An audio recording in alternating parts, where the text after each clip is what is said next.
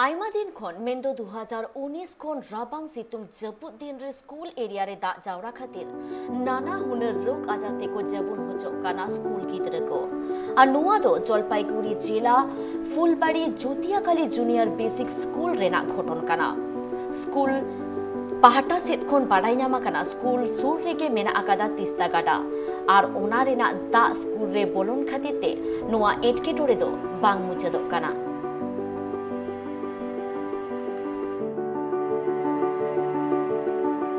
Basic স্কুলের এই সমস্যাটা অনেক দিনের বলতে গেলে 2019 সাল থেকে এই সমস্যা, কিন্তু 2019 সালের পরে 20 সালে আর কি লকডাউন হয়ে যায়।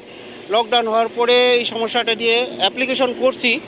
অ্যাপ্লিকেশন করা মাত্রই তারপরে লকডাউনের কারণে আমরা ঊর্ধ্বতন কর্তৃপক্ষকে সেভাবে চাপ দিতে পারিনি।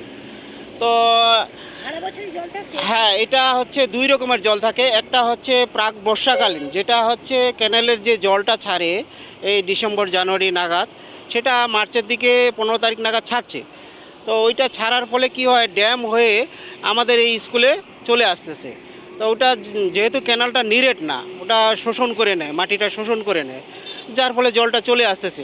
কিন্তু মূল কারণ হচ্ছে যে ন্যাশনাল হাইওয়ে কাজ করলো নয়নজুলি বলে যে ব্যাপারটা ছিল সেটা ওরা ভরাট করে দিল।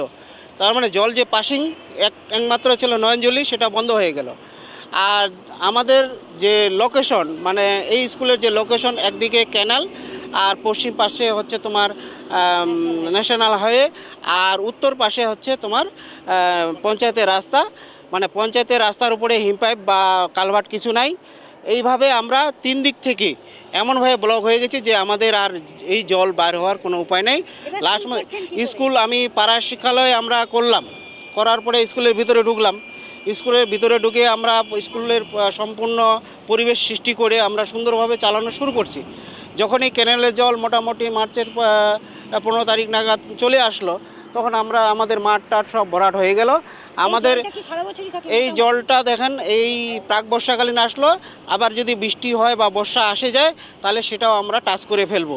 তার মানে চলতে ছাত্রছাত্রীদের ভয়ঙ্কর অসুবিধা। শুধু ছাত্রছাত্রীদের না, আমরা শিক্ষক শিক্ষিকা অভিভাবক সবাইকে অসুবিধা। শুধু অসুবিধা নয়, আমাদের স্বাস্থ্যের উপরে একটা প্রভাব পড়তেছে। আমাদের যেমন ধরো সর্দি লাগা, ঠান্ডা হওয়া, মানে হ্যাঁ বাচ্চাদেরও হচ্ছে, আমাদেরও মাঝেতে জলের মধ্যে ওই যে একটা নোংরার ফলে আমাদের পায়ে একটা স্কিনের প্রবলেম হচ্ছে, সেখানেও ঘাটা এটা সৃষ্টি হচ্ছে। অস্থায়ী হিসাবে আমরা আপৎকালীন হিসাবে যেটা পরিদর্শন করলাম, উত্তরাংশে একটা কালভার্ট রয়েছে আমাদের ন্যাশনাল হাইওয়েতে, ছোট্ট কালভার্ট। এই ছোট্ট কালভার্টের মধ্য দিয়ে আপাতত যদি একটা ছোট্ট ড্রেন করে দেওয়া হয় এবং দুটো রাস্তা রয়েছে, রাস্তার মধ্যে হিমপাইপ দিলে হয়তো জলটা কিছুদিনের মধ্যে কিছুটা নেমে যাবে। আমরা চাইছি যে প্রধানের উদ্যোগে আমাদের জেলা পরিষদের এখানে সদস্য রয়েছেন দেবাশিস প্রামাণিক মহাশয়, এবং এখানকার ইঞ্জিনিয়ার হয়তো কিছুটা পরামর্শ দেবেন, কারণ এইসব টেকনিক্যাল বিষয়গুলো আমরা হয়তো ততটা বুঝি না। স্বাভাবিক কারণে ইঞ্জিনিয়ারদের পরামর্শ নিতে হবে। আমাদের অঞ্চলেও ইঞ্জিনিয়ার রয়েছেন, তারা যেভাবে বলবেন সেভাবে আমরা জলটাকে অপসারণ করবার চেষ্টা করছি অচিরেই আপৎকালীন হিসাবে।